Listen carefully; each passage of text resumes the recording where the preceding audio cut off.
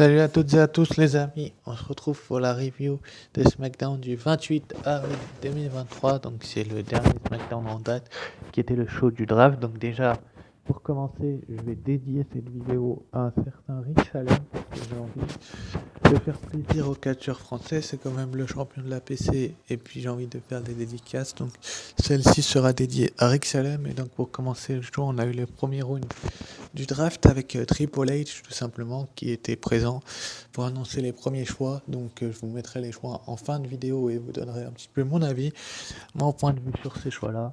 Mais sur ce, on va dédier cette vidéo à Rick Salem.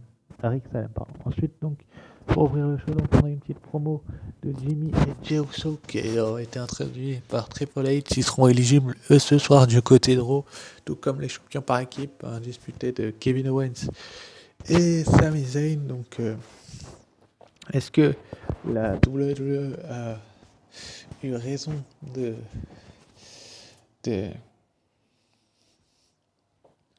de faire ce match là juste avant le draft? Est-ce que Kevin Owens et Sami Zayn vont être séparés, c'est-à-dire l'un va aller à SmackDown, l'autre à Raw, ou est-ce que la WWE va faire des choix plus difficiles que ça je n'en sais rien. Bon, les deux titres par équipe iront dans quel show? Ça, c'est une bonne question à se poser. Et que se passera-t-il avec l'autre show, tout simplement, les amis? Parce que j'ai vraiment hâte de savoir ce que la WWE va nous réserver. Et est-ce que les Usos ont réussi à récupérer les titres? Je vous donnerai la réponse en fin de vidéo. Donc, ensuite, pour ouvrir le premier combat de la soirée, donc on a eu, après ce segment, un match entre Butch et LA Knight. Donc les deux catcheurs sont éligibles cette nuit du côté de Raw également. Excusez-moi, du côté de Raw également. Et ils s'affrontaient donc suite à un segment qu'on a eu en backstage la semaine dernière. Et vu qu'il va y avoir le draft et qu'ils ne seront pas susceptibles ensuite de se retrouver dans le même roster et de s'affronter, ils nous ont fait ce match-là entre Butch et LA Knight. Donc Sheamus et Ridge Holland n'étaient pas dans le coin des Butch. Je trouve ça assez dommage que les deux ne se soient pas retrouvés dans le coin de LA Knight, de Butch. Mais bon, on a quand même eu un bon petit match qui a duré, je crois, une dizaine de minutes, où les deux stars ont fait jeu égal pendant la majeure partie du match. Mais bon, on savait très bien que la roublardise, et c'est pour ça que je me plains de l'absence de Ridge Holland et de Sheamus, allez tourner au désavantage de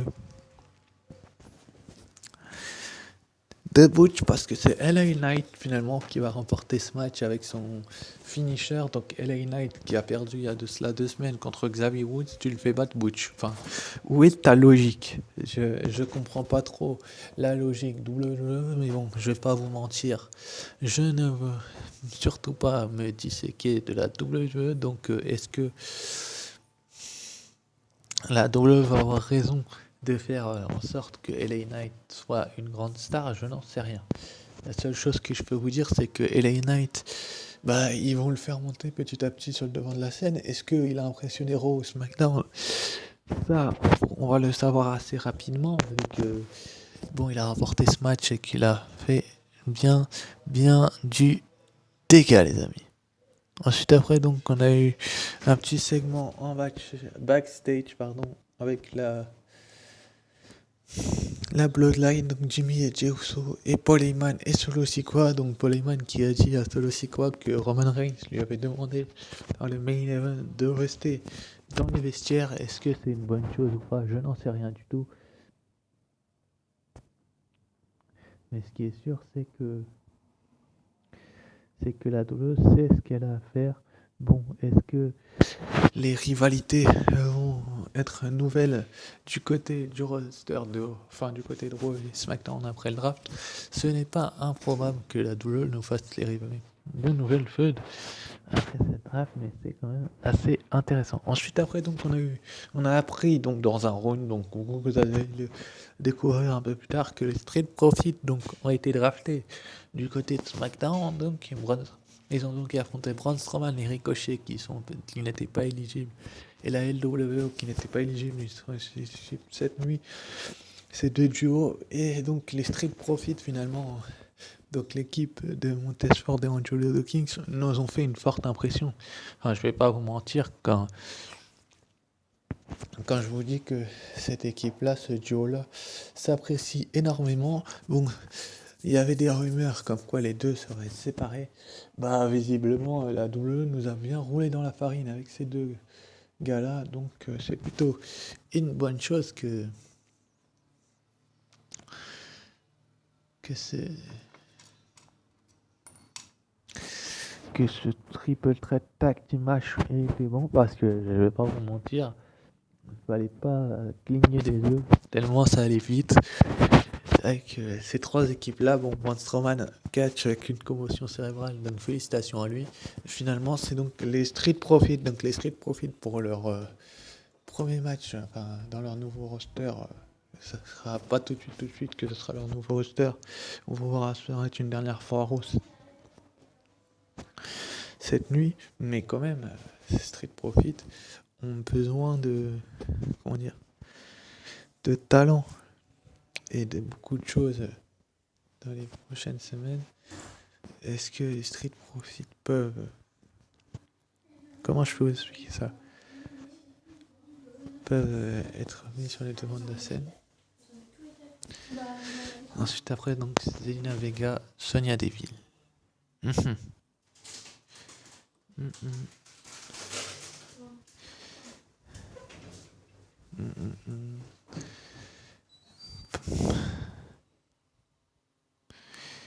Donc, excusez-moi, je reprends. Donc, on a eu le match entre Zelina Vega et Sonia Deville. Donc, c'était pour... donc, Zelina Vega qui est l'aspirante numéro 1 au titre féminin de SmackDown de Rhea Ripley. Donc, c'était plutôt intéressant de la part de la WWE de faire ce match-là, même si on se doutait un petit peu que ils allaient faire de grandes choses. Donc, est-ce que WWE a fait un match? Ils savaient ce qu'ils allaient faire ou pas du tout? Ça, je ne sais pas du tout. Mais bon, en tout cas, ce match-là, au Sonya Deville était accompagné de Chelsea Green, a été plutôt intéressant, même si la WWE aurait pu faire des choses beaucoup plus intéressantes dans les dernières semaines. Mais bon, c'est comme ça. Est-ce que la WWE savait ce qu'elle faisait? J'en suis pas certain du tout. Finalement, Zelina Vega va remporter ce match avec un roll-up sur Sonia Deville. Donc c'est plutôt une bonne chose que Sonia Deville n'ait pas gagné ce match-là, parce que quand même, elle a l'aspirante numéro 1 au titre de SmackDown, Zelina Vega. Donc s'ils font gagner Zelina Vega, bah ça peut être une chose plutôt intéressante, mais bon, on s'en doutait un petit peu que Zelina Vega allait gagner ce match-là. Je vous avais dit la semaine dernière que quand ça a été annoncé pour le SmackDown du draft, que Zelina Vega allait gagner, parce que je m'en doutais un petit peu. Bon, est-ce que la WWE va faire en sorte que Zelina Vega devienne championne de SmackDown? J'en suis pas certain du tout. Ensuite, après, donc, on a eu Rhea Ripley qui est arrivée dans le dos de Zelina. Elle lui a fait un dropkick. Puis après le dropkick, elle lui a voulu faire un riptide. Et donc après avoir voulu lui faire le riptide, elle s'est fait contrer. Donc elle va être contrée à replay par... Donc on la voit en position pour le riptide, les amis. Pour ceux qui ne le savent pas, c'est sa prise de finition finalement. Et regardez, elle va se faire contrer par un DDT de Zelina Vega, qui va ensuite prendre la fuite. Est-ce que c'est bien vu de la part de Zelina Vega que de prendre la fuite? C'est pas du tout.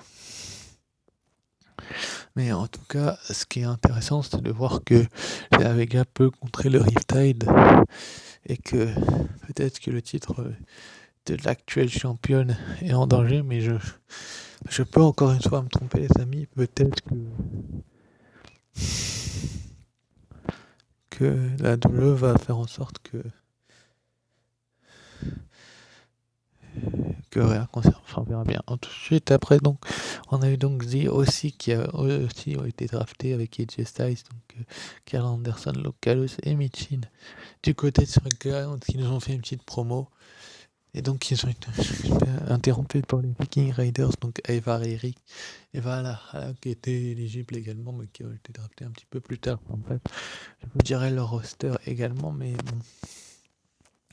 Finalement, le trio de AJ Styles va mettre en difficulté aussi, donc Michin va faire son defeat à Valhalla. Enfin bref. Et ils vont finir avec Final Form de AJ Styles sur Ivar, je crois. Ensuite, après, donc, on a eu Nakamura qui était en interview, alors que lui aussi a été transféré, mais bon, je vais pas vous dire tous les transferts non plus pour les verrer en fin de vidéo, donc, pour cette première nuit. Donc, et puis finalement, il s'est fait attaquer par ni plus ni moins que Karrion Kross. Donc, on avait des rumeurs, des prémices de rivalité la semaine passée. Et bah, ils se sont confirmés pour ceux qui ne le savent pas, donc c'est plutôt une bonne chose que ce soit confirmé parce que pour ceux qui ne le savent pas, un Nakamura Cross, ça peut faire très très mal. Et enfin, dans le main event donc, of the evening, donc on a eu Kevin Owens et Sami Zayn qui remettaient les titres indisputés en jeu dans un WrestleMania rematch face à Jimmy et Jey Uso. Bon, quel match, franchement. Je vais pas vous mentir en vous disant que le match était naze. Enfin, franchement, il a été excellent ce match, même si je pense que les deux savait pas vraiment ce qu'elle pouvait faire. Donc peut-être qu'ils savaient, peut-être qu'ils savaient pas, tout simplement. Mais on a eu un sacré match en tout cas entre Kevin Owens et Sami Zayn et les Usos. Bon, les Usos qui ont mis en difficulté Kevin Owens et il était même blessé durant la rencontre, donc c'est plutôt intéressant de voir que finalement, après maintes tentatives, les Usos, à chaque fois que Kevin Owens va se relever, finalement, ça va, à un moment donné, Kevin Owens va parvenir à passer le relais à Sami Zayn, son partenaire, donc, et Kevin Owens va faire un stunner avant. Et donc, Jey Uso va se retrouver dans le quad. Sami Zayn va enchaîner avec un Elbow Kick 1, 2 et 3. Donc, comme vous pouvez le voir sur cette image, Sami Zayn est tout joyeux car il vient enfin de se débarrasser, je pense, du problème des Usos. Enfin, est-ce qu'ils se sont totalement débarrassés des Usos? J'en suis pas certain. Ce qui est certain, c'est que, bon, ils sont débarrassés de, sans doute, peut-être, de Solo Sikoa, mais ce n'est pas encore certain du tout, les amis, que ce soit le cas. Et il pourrait très bien être drafté à SmackDown également. Bon, on verra cette nuit pour les choix que la WWE va faire pour les champions par équipe. Mais en tout cas, Kevin Owens et Sami Zayn sont un duo que je pense et ils vont devoir céder un des deux titres dans le show qui ne seront pas, parce que sinon tu vas devoir recréer des titres encore et ça va faire trop de titres. Forcément ils sont heureux d'avoir réussi à battre des champions, les anciens champions en la personne des Usos, mais est-ce que ce sera tout le temps qu'ils vont réussir à les mettre en difficulté? Je ne sais pas du tout. La seule chose que je peux vous dire, c'est que la WWE va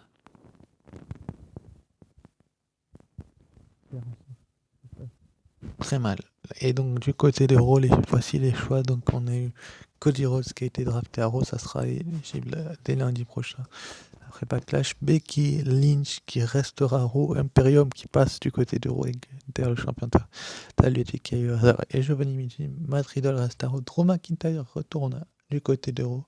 Le Miz reste à Raw, Shinsuke Nakamura donc passe à Raw, et Indy Hartwell, l'actuelle championne de la NXT, donc qui va sans doute rendre vacant son titre, enfin on verra bien ce qui se passera du côté de NXT demain, a été drafté du côté du show rouge. Et également donc du côté de SmackDown, on a eu la Bloodline, donc Roman Reigns et Solo Sikoa et Paul Heyman en premier choix. Bianca Belair, donc la championne de Raw, était draftée à SmackDown. Les Street Profits, Montez Ford et Angelo Dawkins. Edge, la superstar classique qui passe à Raw, tout comme Bobby Lashley. les aussi, donc il y a Jet Stack, Karl Anderson, Luke Gallows et Michin qui passe à Raw. Damage Control qui passe à SmackDown, pardon, excusez-moi. Et Alba Fowler et Eric Ladon qui sont de nouvelles arrivantes du côté de SmackDown. Donc c'est plutôt intéressant de voir que ces choix-là soient des choix plutôt cool. Ensuite, après, donc, on a eu les Viking Raiders qui ont été choisis lors de Talking Smack. Dexter Lumis, Candice LeRae, les Maximum Male Model, donc Mansour, Mace, Maxine Dupree, Zoe Stark, JD McDonald, Apollo Crews, Natalia, Sonia Deville et Chelsea Green. Côté SmackDown, Leitro et donc Top de la Chantadonis et BFAB et Lacey Evans, donc qui reste à SmackDown pour eux. Pour Lumis, c'est aussi, enfin bref, il y en a certains qui à SmackDown, d'autres à Raw. Donc on a eu aussi annoncé pour la semaine prochaine la présence depuis San Juan, Puerto Rico pour SmackDown de Bad Bunny sera la semaine prochaine à SmackDown, au dernier SmackDown avant Backlash. Donc ça va être plutôt intéressant de voir ce qui va se passer entre lui et Damien Priest. Donc est-ce que Damien Priest va se mêler à la bataille? Ça j'en ai aucune idée. Et enfin on aura donc un match entre Shinsuke Nakamura et Karrion Kross. Donc est-ce que Karrion Kross a eu